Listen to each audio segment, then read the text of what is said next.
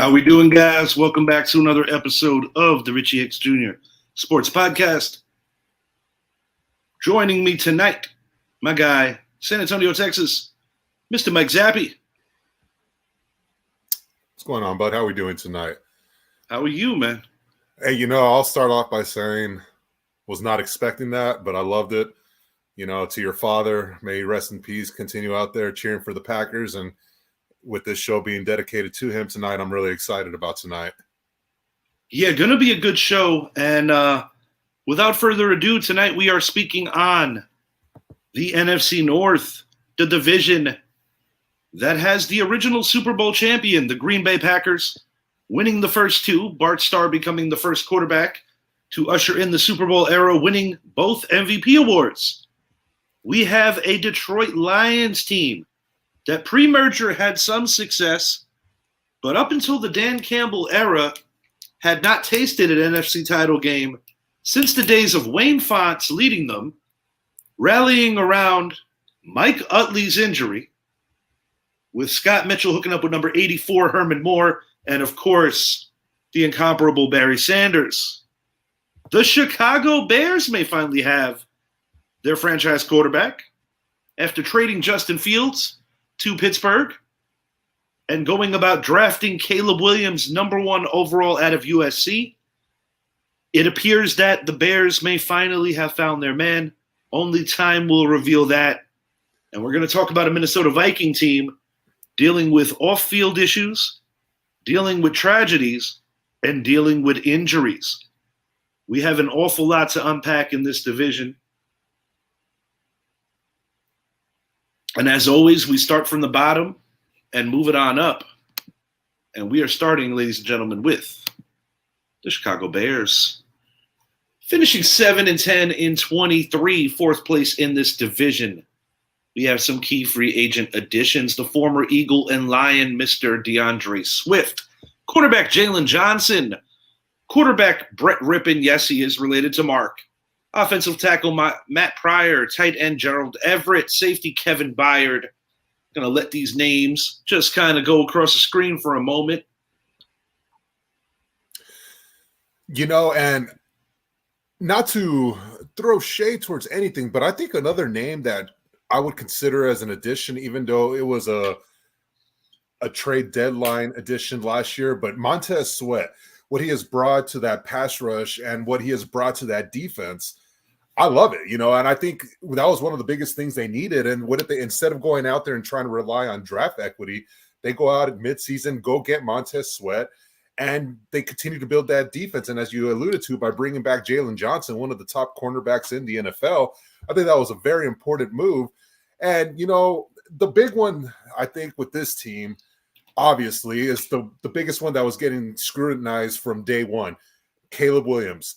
Is he the guy? A lot of us thought it should have been Jaden Daniels. When we watched some of his film, he's a guy that had trouble reading zone defenses. But you look at everything else they did, they put all the pieces there in place where I personally think they're going to have a very good defense. They have the receiving core by bringing in Rome Odunze and Keenan Allen. You bring in DeAndre Swift, like you said. I mean, they have everything there where if Caleb Williams comes out and let's just say he performs above mediocrity, they could be easily a nine-win team, maybe a 10-win team. But I look at a team like Houston last year who jumped out into the scene out of nowhere and ended up in the playoffs with 9 wins. Chicago last year was a 7-win team with multiple quarterbacks under center. So this is a very intriguing team because I do think this team can make some noise, but the problem is they are playing with arguably 2 of the best teams in the NFC in that division this year. And that's what makes this very difficult. And when I look at this Bears schedule, I circle one game in particular, and that's Week 18 at Green Bay. That could be the game that determines whether they're going to be a 9-8 team to finish off the year and just miss the playoffs, or a 10-7 team and sneak into the playoffs. So it really is very enticing with this team, with this division. I'll say it that way as well. But this Bear team, and if you look at Caleb Williams in his 2 preseason games so far he's looked good. but he's also looked bad. He had a very beautiful 45-yard dime to Roma Dunze this past week against the Bengals, but then you look at his stats, he finished 6 for 13. So that's not exactly something to go crazy about, but you could see that there's going to be some growing pains, but he's also making the right decisions. And to me, I think that is very important, especially for a guy at this juncture of his career coming into the year. You know, obviously we know he's going to be the quarterback to start the season for the Bears. He's going to be the quarterback moving forward. And this is a team who has never technically had a franchise quarterback because Jay Cutler was not it. No, Jay Cutler was not it. Neither was Jim McMahon. You literally would have to go pre-merger to even suggest any of those guys of being caliber of what you would call the franchise quarterback. Going to go back to the draft for a second here. You mentioned Caleb Williams, Roma Dunze. You know I'm kind of greedy when it comes to talent. This team knew they were going to have the number 1 pick because of that Carolina trade. I get it. They felt that Fields wasn't enough. They had to figure out, or at least tell themselves that he wasn't the guy. What I find comical is that he didn't have all this placed around him on offense. If I was the Bears, this is what I would have done. Would have traded back that 1 pick. I would have got Marvin Harrison Jr. or Malik Neighbors, and I would have paired them with Roma Dunze because I love talent like that. And I would have kept Justin Fields. That's just me. Because I don't think Justin Fields necessarily did anything to lose the faith of the organization. But, you know, it is easy to sit here and say that when you're in that GM's chair and you have that opportunity to change things or at least really put your stake into the future. I do understand it, but regardless of whatever kind of career that Caleb Williams is going to have, I don't see any scenario where you don't step backwards from Fields before you step forwards, because I do think that Justin Fields is going to do some good things for the Pittsburgh Steelers. Yeah, and I think a part of the reason why, too, is whenever you look at teams that go through the whole transition from a GM, head coach, DC, OC, Ryan Poles was not the guy that drafted Justin Fields. Neither was Matt Eberflus.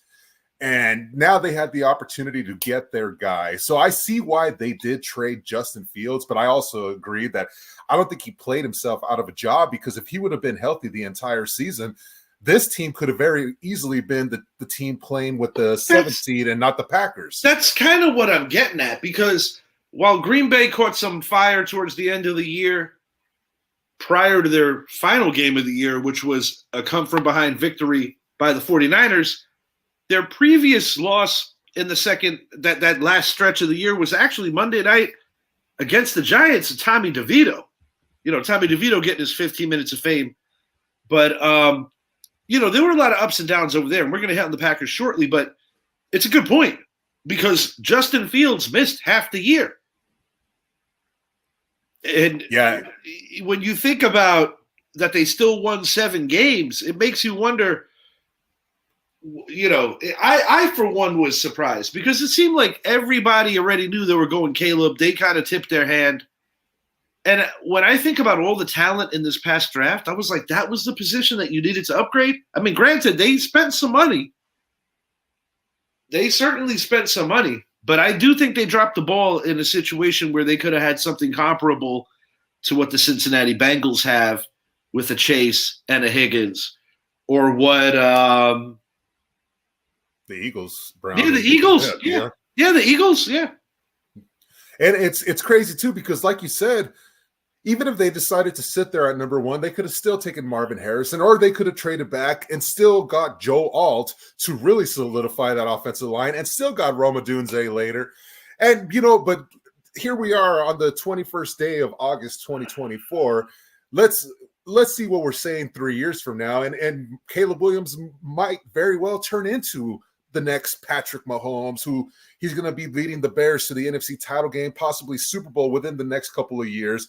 And if that's the case, hey, job well done, Mr. Poles. And, job well done, Matt Eberflus, because we already know Matt Eberflus is a great defensive coach.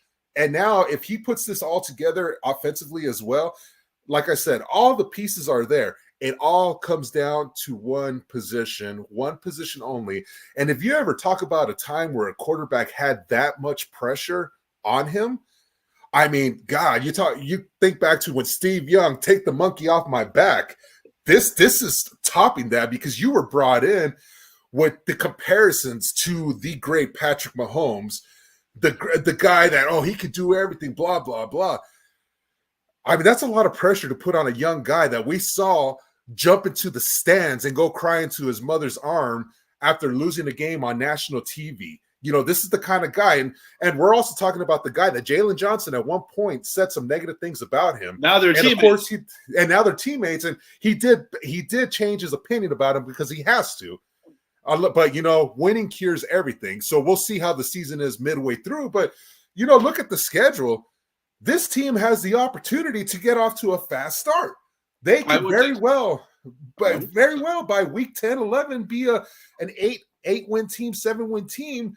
So it's just how, when they get to that stretch of going to Detroit, then going to San Francisco, going to Minnesota, then playing Detroit again, and then finishing off at Green Bay with a game in between against Seattle, those 6 weeks could make or break. And personally, I think it will break their season. And, you know, like I said, I think it's going to come down to that week 18 game at Lambeau Field. I mean, we're talking about a team that has lost 8 straight against the Packers. We're talking about a team that struggles to win at Lambeau. I don't care what people say. This is a new team. History follows a team. And when there's just something that's the mental part of the game. And when you have had a tendency of not being able to win against your bitter rival of over 100 years at their home stadium, it tends to follow you. I think that's going to be a loss week 18, and I think that's going to be the loss that knocks them out of the playoffs. But I do think they will have a successful season. I mean, 7-10 to be able to top that would be nice, obviously. But I still think this is going to be a 9-8 team, and we'll be on the outside looking in. I don't think they're far from being that 9-8 or 10-7 team, and then eventually playing into division championship situations. But this particular year, looking at this schedule, I actually have these guys finishing 7-10 for a second consecutive year. I do have them sweeping the Minnesota Vikings, and I have them losing the other 4 division games. Now, early on in the year, as you see, I have them winning their opener. I like them there. They'll beat the Titans. Week 2 at Houston, I'm going with the home team on that one. Week 3 at Indy, I'm going with the home team again on that one. Week 4 is a very important game. You're at home. It's a cross-country trip for the Rams. Got to win that one, but you might not. Another one that you could kind of put a toss-up on is the Jaguars overseas. The most intriguing game of their season in terms of notoriety and just marketing strategies is when Jaden Daniels and Caleb Williams go head-to-head. That's going to be fun. It's going to be a lot of fun. And, you know, you talk about that week 4 game against the Rams. I actually have that one penciled down as a win for the Bears. One specific reason why, not to go venture out to another division, but week 3 for the Rams is actually a home game against the 49ers. A game that I think the Rams are going to win. So usually when you come off an emotional game like that and then go on the road, that Chicago game is a trap game for the Rams. And I think the Bears will end up winning that game. That's the only reason why, because of who the Rams played the week before. Well, it is a natural thing to have a letdown after a win like that. That is a good point. You know, the Cardinals, I saw some good things last year with Jonathan Gannon, particularly their run schemes. He knows obviously the NFC East well. You know, I thought he did a hell of a job coaching them last year against your team as well as against the Philadelphia Eagles. And if we're going to be completely honest, they did have a substantial lead against my team. And, you know, it took a historic comeback for them to not have 3 wins against the East last year. So, once again, not trying to cross over on a division, but I do think that's another team that is in that middle of the pack right now. And now you add a Marvin Harrison Jr., they could be on their way soon, not to mention one of the ascending tight ends in the league in Trey McBride. James Conner has to stay healthy. But reason I'm bringing these teams up is because they're running into this team. And and that's another thing to remember about Arizona when they do travel there. Arizona didn't have Kyler Murray for the first 9 games last year. Mm-hmm. And they only won 1 game. And that was because, 2 reasons. One, Jonathan Gannon knows how to coach against Dallas. He has been coaching against them for a while, but that was also the game following a very traumatic injury for the Cowboys, losing Trayvon Diggs for the season. And, they didn't get if you were going to catch them, you caught them in the right week, undeniably. So, and that's that's one of those games, you talk about Chicago going to Washington the week before. That's going to be, in my opinion, a very entertaining game. Very entertaining game. And let's just go with the assumption they come out victorious. Then going to Arizona, hey, what's that word again? It rhymes with trap game. Oh, yeah. That's one of those games, So I could very well see Arizona surprising them, and not just surprising them, beating them by 2 touchdowns. That's the kind of game that it could possibly be. And because we're talking about the number 1 pick versus number 2 pick, Caleb versus Jaden. We talk about all the media. It's a 3:00 game. The cameras are going to be on. And then you got to go to Arizona the following week. And Kyler Murray is not exactly a bad quarterback. He's a very good quarterback who's got, like you said, Trey McBride, a great tight end who's going to have himself another great year. Marvin Harrison looks like he's the real deal. And you look at all the other pieces they have very well. Just the Jonathan Gannon factor and what he can do defensively and how all the amount of things that he could throw at your quarterback could be the reason why Chicago loses that game. I have it penciled as a win, but very well could be a loss, like you said. Yeah, I think there's a lot of 50-50 games on the schedule. I mean, they could be 10-7, they could be 7-10, or they could be something like you said, 9-8 or 8-9. But I think anywhere ranging from the 6 to 10 win range is very feasible, with 10, in my opinion, being their ceiling. But I'm going to stick to an identical record of last year. I got them going 7-10. Yeah, and like I said, I'm going to, with all the additions they did, and when I look at what they did last year with the lack of quarterback play due to injuries, I'm going to give them the benefit of the doubt that all the additions between Allen, DeAndre Swift, defensive additions, draft picks, everything, I'm going to give them 2 more wins. I'm going to say they'll be a 9-8 team, with them being 9-7 going into week 18, winning in, losing out type of thing. I mean, that wouldn't shock me either, truly. Good stuff. We're going to move it to the team that had the same record as them but did edge out 3rd place. The Minnesota Vikings, they did finish 7-10 and 23, 3rd in this division, didn't qualify for the playoffs. Key free agent additions, the big one here is running back Aaron Jones. You get Sam Darnold, who's actually going to be starting, barring a trade. We'll elaborate on a potential trade. Some of these other players here, they did definitely give their linebacking corps some love. Shaquille Griffin has a chance, in my opinion, to start on this team. Defensive tackle Jerry Tillery. Defensive end Jonah Williams. Some of these other moves are depth at the receiver positions. Can you say a possibly bigger nightmare offseason for anyone else in this league right now? You lose J.J. McCarthy, your first-round draft pick, to knee surgery, likely out for the year. Jordan Addison's off to a bad start from the physical health standpoint, not to mention he had an issue off the field. And in addition to that, if that's not enough, you lose your 3rd pick in this draft to a death on the road as a passenger in a car of a drunk driver in Kyrie. It's devastating. It's truly devastating. Kyrie Jackson, I'll be honest, this is a player that I was legitimately excited about seeing challenge Malik Neighbors in week 1. Mm-hmm. 2 young guys, and the hell with that. A young life, a good kid. And, it seems like once a draft, we keep hearing these stories a little more frequently. We had Corey Ballantyne, who's actually in this division. He got shot hours after being drafted by my New York Giants. He's currently a member of the Green Bay Packers. We've seen these tragedies. We've seen these close calls.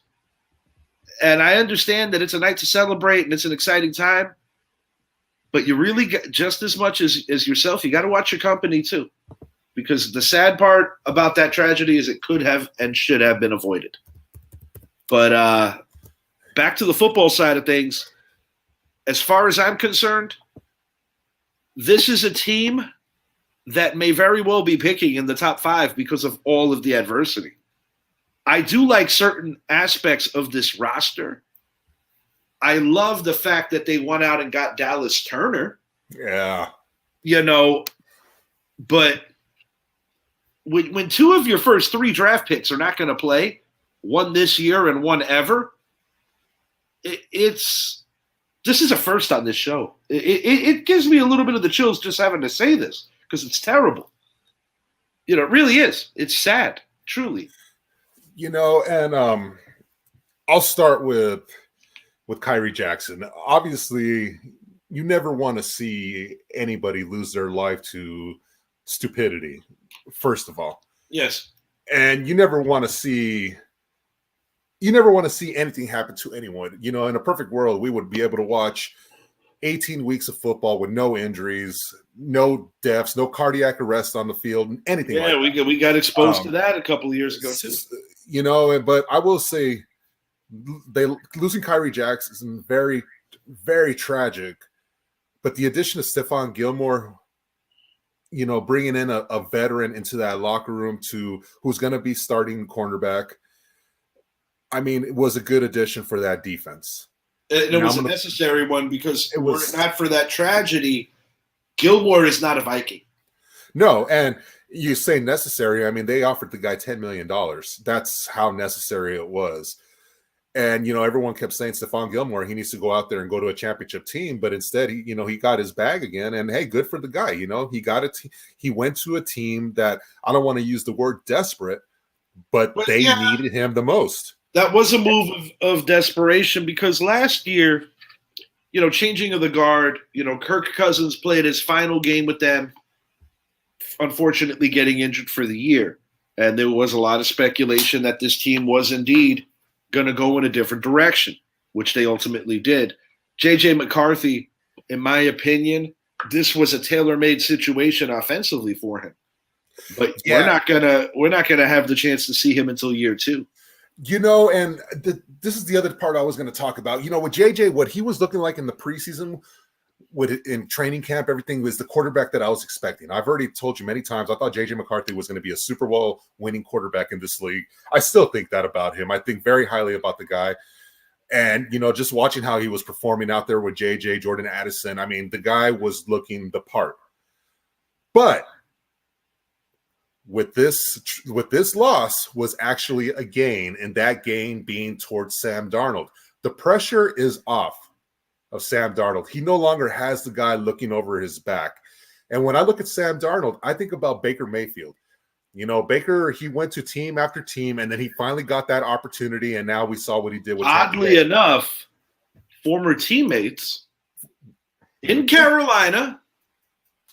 And I tell you what, I'll just take it back to when I got to see them front and center. I believe it was week 2, 2022, home game against the Carolina Panthers.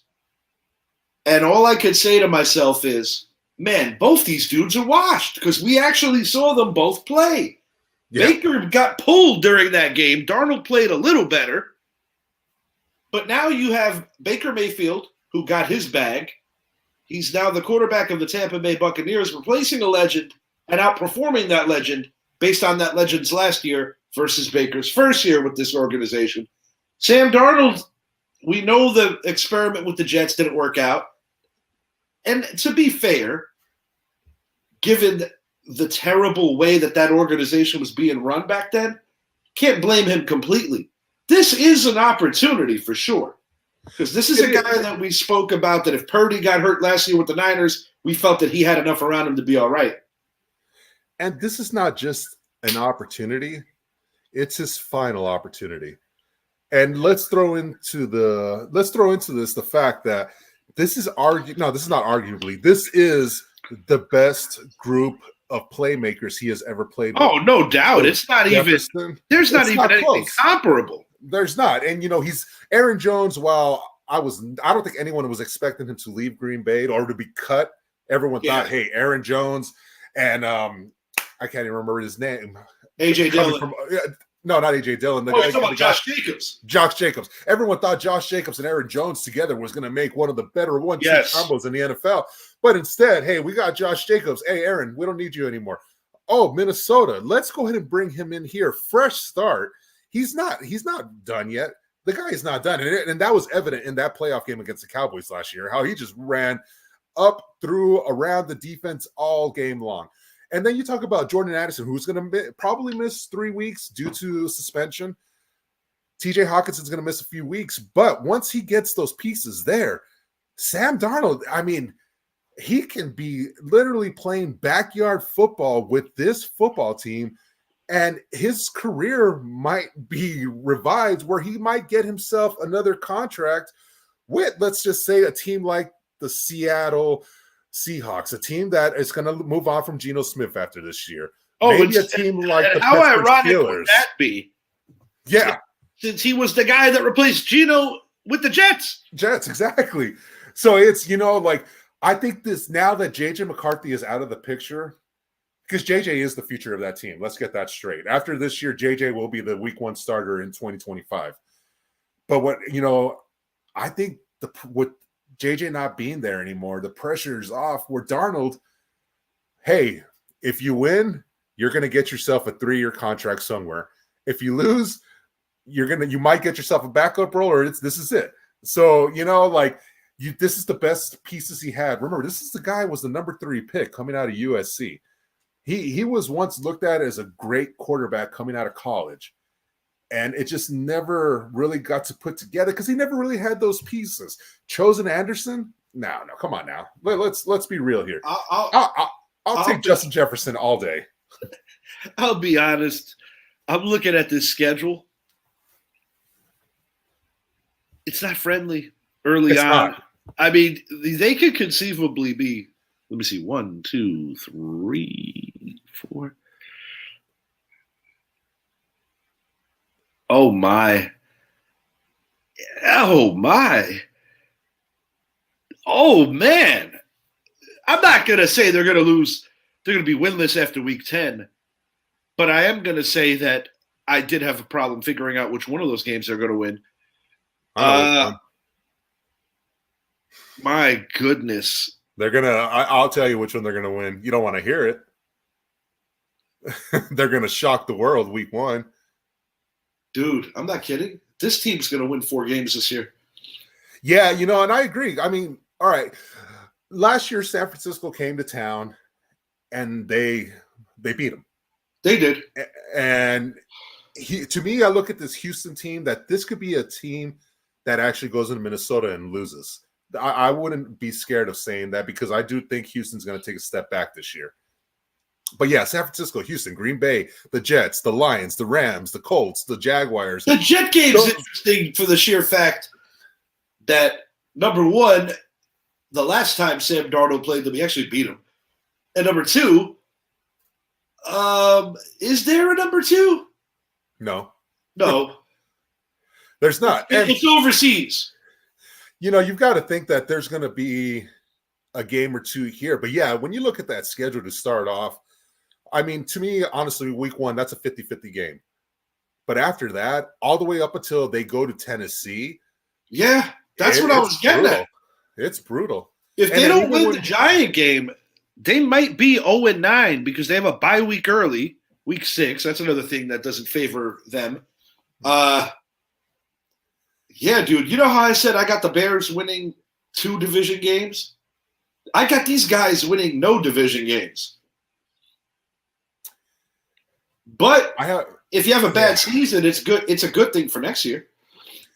I think this team is going to win 2 division games. Here's why. I think they're going to split with Chicago. And I think they're going to win that Week 18 game against Detroit. That could be feasible if Detroit doesn't need the game. They won't need the game, exactly. Because of, obviously, we're going to get into Detroit right now, but I already have my records for every team. I already have what I looked at all their schedules. I already know I don't know, but in my view, I don't think Detroit will be playing their starters Week 18. All right, we're going to move it along to. So, what is your final record for these guys? I got 4-13. 4-13 as well. Okay. I think we probably have the same wins, everything. So, yeah, 4-13. 5-11 or 5-12 if they can steal the Houston or Jet game. But yeah. All right. The Green Bay Packers last year finished 9-8. Not the most impressive. It was up and down year for Jordan Love, but he definitely turned it on towards the end of the year. They did have their season end against the 49ers. For a good chunk of that game, it looked like the Green Bay Packers were going to be waiting for the winner of Tampa and Detroit. Ultimately, Detroit won. Could have had an all-North NFC title game.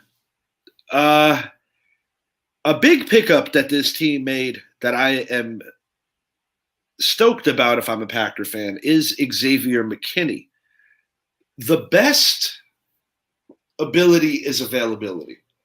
And with the exception of his boneheaded ATV accident as a member of the Giants, he has never missed a game for anything football related, which is a good thing, unless it was getting pulled because it's the end of the year, something of that. But an actual real injury to keep him out, to my recollection, never. No substantial injuries as a member of the Giants. He didn't miss a down last year. I don't like that they let Aaron Jones walk. I would have liked to see the pair of he and Josh Jacobs. I think that would have been the way. And it's kind of weird because I feel like the Green Bay Packers are rewarding A.J. Dillon for doing nothing. But yet he's back and Jones is gone. That's a hard sell for me. I do like what they did in the draft. My favorite pick of this bunch is actually their second pick, Edgerrin Cooper out of Texas A&M. But they are preparing for the future while still playing to win now. And that's part of having a balanced roster. Jacob Monk out of Duke, in my opinion, low-key, very good. Ketan Oladapo, very aggressive, ball hawking, occasionally over-pursues, but I think he's going to be a good ball player. And look at these guys. Even drafted a quarterback. Why not? Quarterback Kalen King is your last pick out of Penn State. I think all in all, this team had a very varied draft where they hit on a lot of points of emphasis. Yeah, and I think the most important point was them addressing that offensive line and going out and drafting Jordan Morgan, I think was very important for this team to solidify it, especially after moving on from David Bakhtiari due to injury reasons, But Edgerrin Cooper, yeah, I thought that was an excellent pick. I mean, he's a linebacker that I would have wanted Dallas to draft as well. He was someone I was looking at for a while. Obviously, me being in Texas, I hear the name a lot. But the name that excites me more for this defense is Javon Bullard, the safety out of Georgia. I think he's going to fit in perfectly with that defense. And, I look at a guy like Rashawn Gary for that. I mean, I'm looking at him having himself a very, very, very big year defensively where he's going to top 15 sacks. Everything around him is set up for him to excel right now. Exactly. And, this team, it's quite scary, but I mean, this team and Detroit may very well finish the year with the same exact record. They also, by the way, upgraded their kicking situation because we saw last year how much of a nightmare that was. Yeah, it's something that we all overlook on some level or another. We overlook the kicking game. But, last year, there's a lot of ways to look at it, but I personally believe that cost them the game. I mean, you're bringing in a guy that knows this division in Greg Joseph. I like this roster. I think that last year's games against the Lions were literally similar, but on the opposite spectrum. On Thanksgiving, the Packers whipped up on the Lions in front of a national audience. But earlier in the year, in a primetime game, the Lions did it to them in Lambeau. So I must admit, this is one of the tougher divisions for me to just flat out say advantage or advantage. I give the Packers a slight advantage to win this division for one simple reason. While I do like that the Lions are giving their roster love, and we're going to talk about what they do, I think the Green Bay Packers have a better defense than the Detroit Lions do right now. Offensively, I think you can make a case that the Lions might be more talented. Packers aren't, how would you say? The Packers aren't blown away by the Lions on offense. The Packers have a very healthy offense, too, of less, how would you say, less household names, but 4 to 5 guys that feel very confident in that offense that you mix and match. You're not going to necessarily have your 1,000-yard receiver in this bunch of Green Bay receivers, but you have a lot of dudes that are going to contribute. I got the Packers going 12-5. 12-5, and I actually believe that is going to win this division. I flirted with the idea of them winning 13, and I said, nope, this is a 12-5 team that is going to edge out their Motor City rivals and win this division. So when I look at this Packer team, I mean, yes, this team has got a great roster, but I think they have the second best roster in the division. They have a great coach, a top 5 coach in the NFL, but I think they've got the second best head coach in that division. When I look at the receiving core, they have themselves a good receiving core, but I think they've got the second best receiving core in that division. The running game, saying goodbye to Aaron Jones, I think it's going to come back and haunt them because I just don't think Josh Jacobs and A.J. Dillon can do it together. I don't. That's where I don't like it.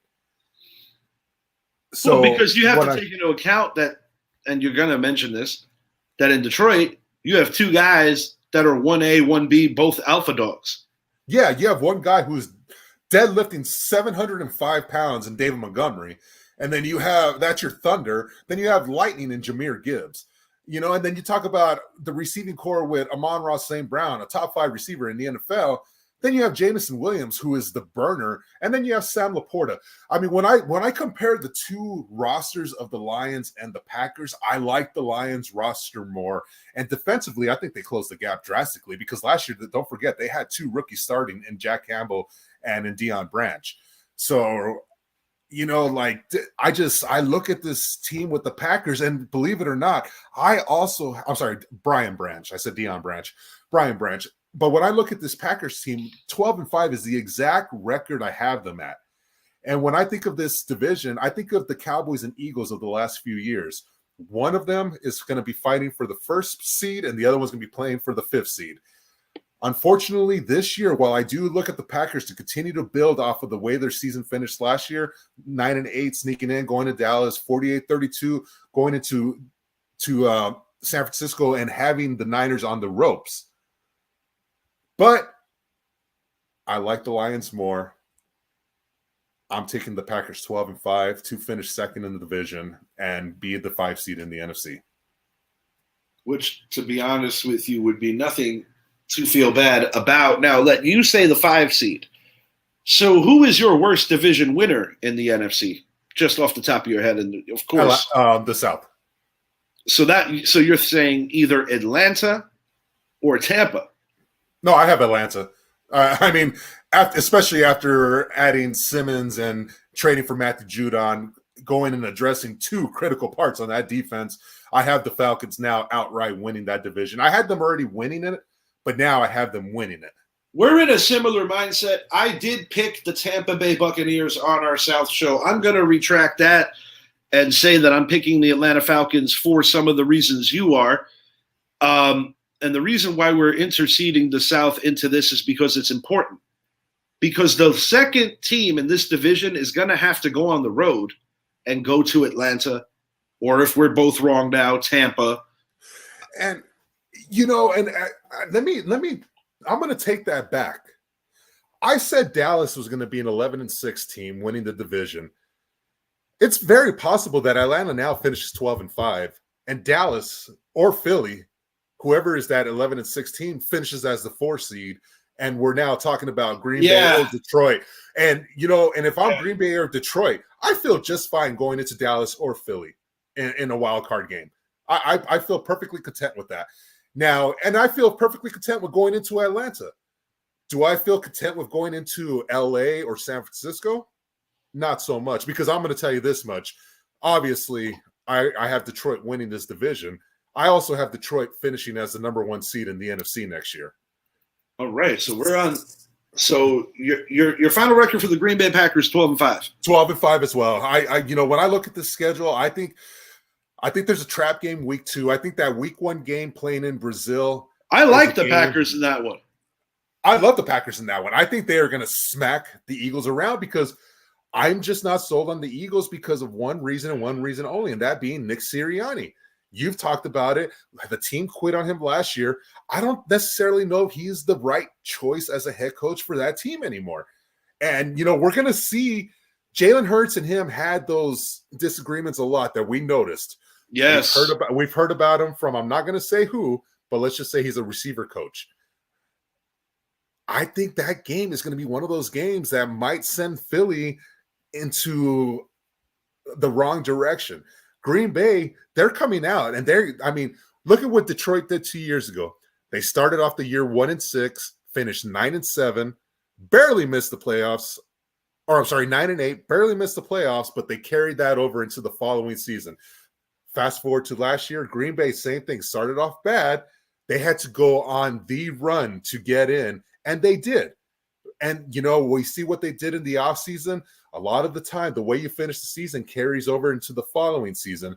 And I think that's going to carry over into week 1. Detroit went into Kansas City last year, week 1, and shocked the world and let everyone know that we are here. I expect the Green Bay Packers to do the same thing, but except in Brazil, in front of a hostile environment where the color green is not even allowed.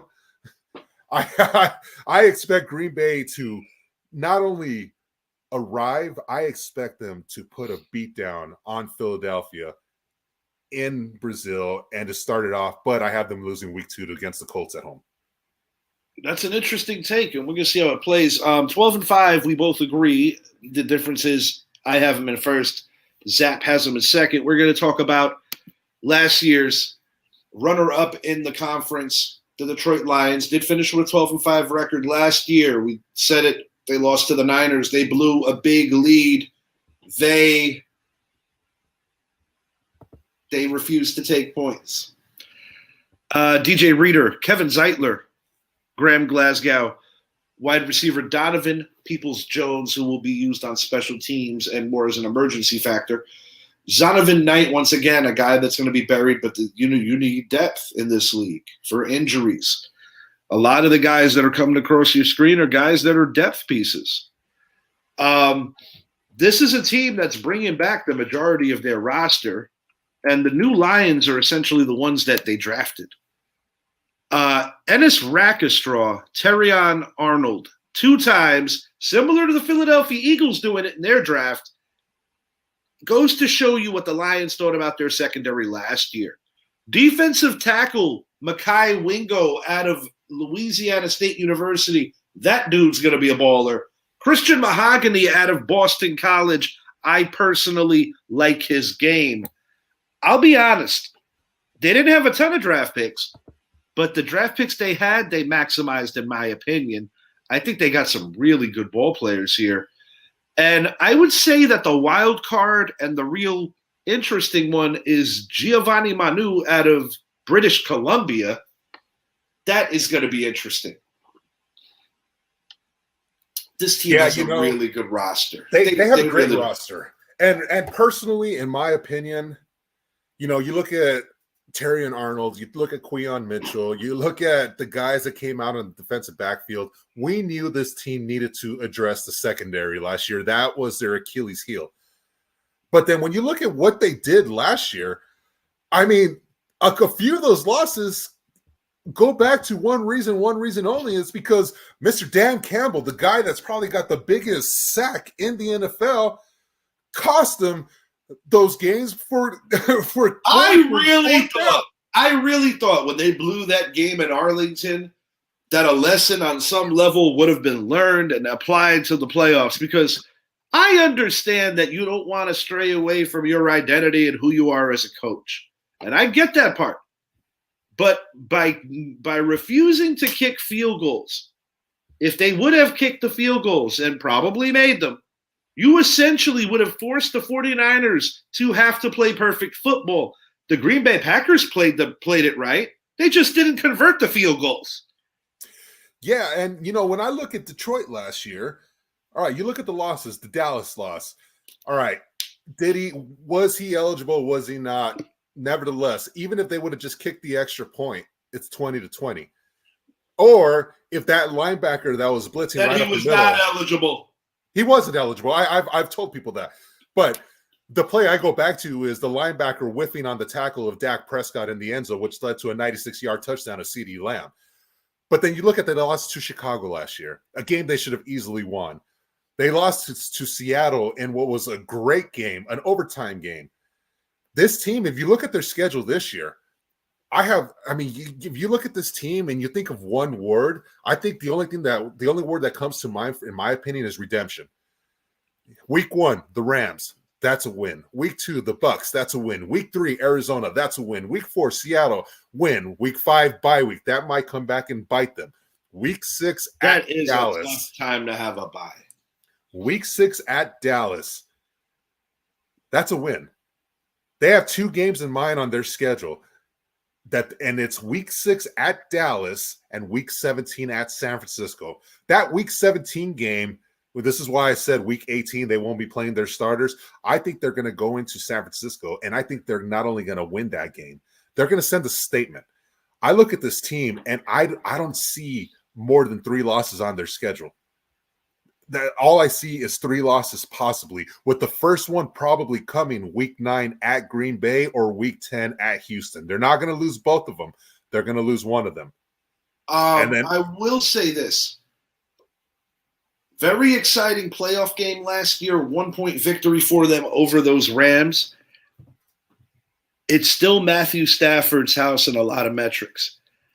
I could see them losing that opener, but still kind of doing, for the most part, what you said they would do after that. Yeah, and it's funny, too, because I don't know if I should say it now, but with my NFC Championship game, let's just say there's a rematch in there. But when I think about Matthew Stafford and this Rams team, I'm expecting a lot of big things from this team this coming season. Yes, that could very well be a loss, because it's not like the Rams went into Detroit in the playoffs and got blown out. That was a very emotional game. And the Lions did have an issue putting the Buccaneers away until they finally did. They are going to be a better team on paper for sure this year. Does that translate? Does Dan Campbell learn some lessons that cost his team a trip for a rematch against a team that they played on opening day? It's interesting. It truly is. I want to analyze this one more time and give you my final record to see if I renege on the Green Bay Packers winning this division. Yeah, and I have, honestly, looking at their schedule, I like the way it plays out for them. I mean, having Buffalo at home, I think, is huge. Like I said, San Francisco, I think San Francisco is going to take a step back. I mean, when we do our NFC West show, I'm going to give you some good analysis on the 49ers. I'm hoping Ryan is there, because I realized some stuff with this team, and I really think they are going to take a step back. But then, Dallas, while I do expect them to be a good team again this year because they do have a good roster, the Lions are going to come into Dallas, in my opinion, and they're going to send a statement. That will be their statement game, is week 6, not week 1.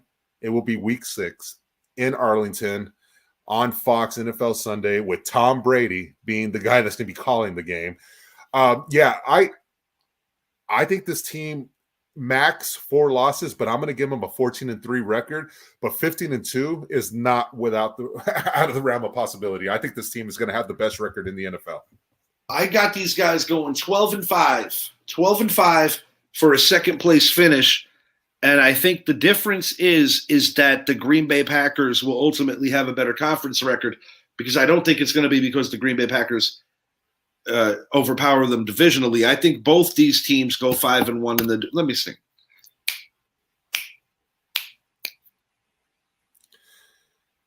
The common opponents are going to be San Francisco, which I have. And I believe the Packers get them in Lambeau. Yeah, the Packers get them in Lambeau, and the Niners get the Lions in SoFi. So, I mean, I'm sorry, Levi. Their common opponents are.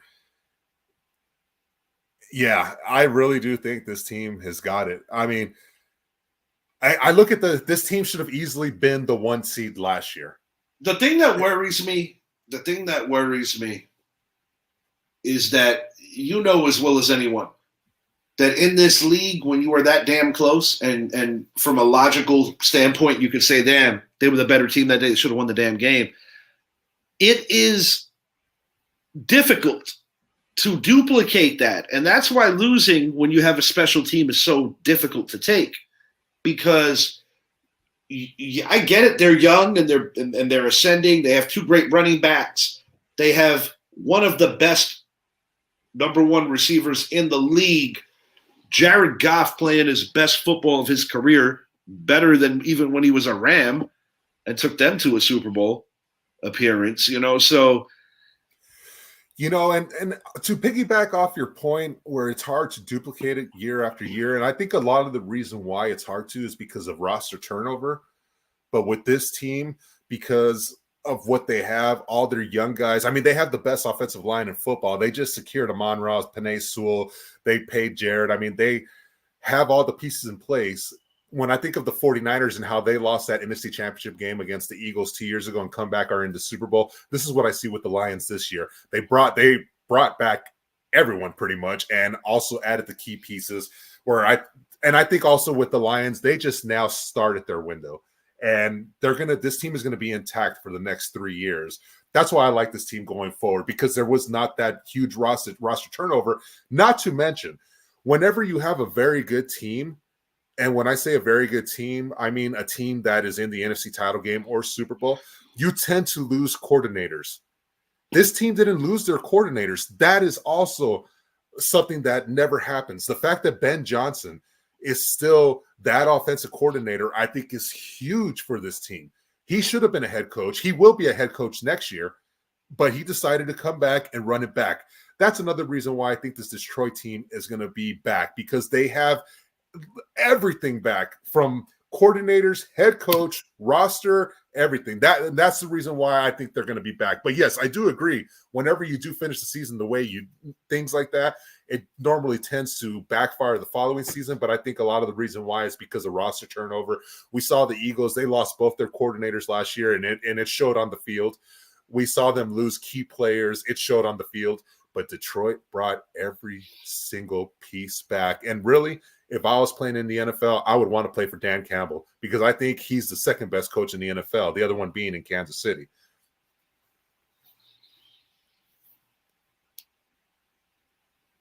I can actually agree with much of that. The best offensive line, if healthy, yeah, valid.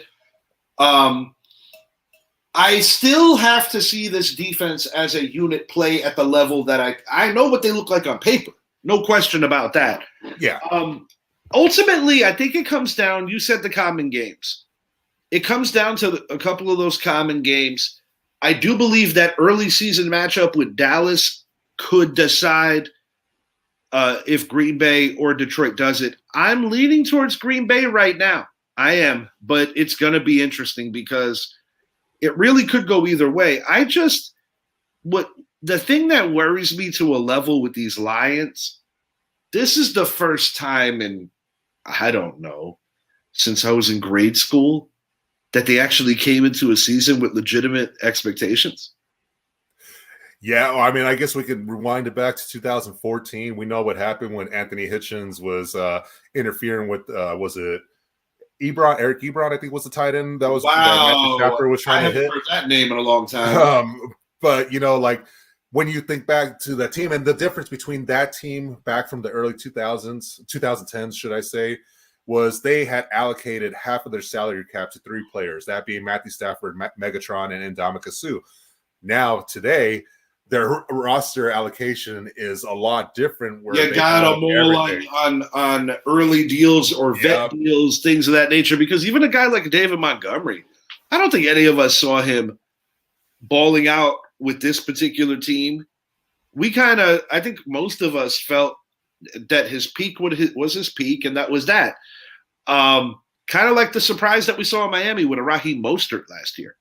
But with Montgomery, it's not the same comparison. It's because Montgomery has more good football in front of him, whereas Mostert might have one more good year, and then it's like, you fall off the cliff, especially being a running back. But this division is going to leave a lot on the table. It's going to be good, man. This is going to be.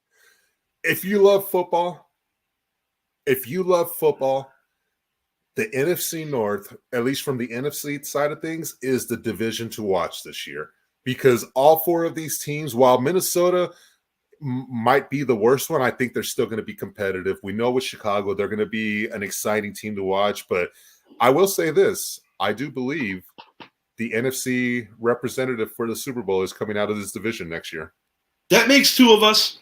I do believe that whoever wins this division, or I'll put it to you like this, this division is going to send 2, maybe 3. I'm going to go with 2 to the playoffs.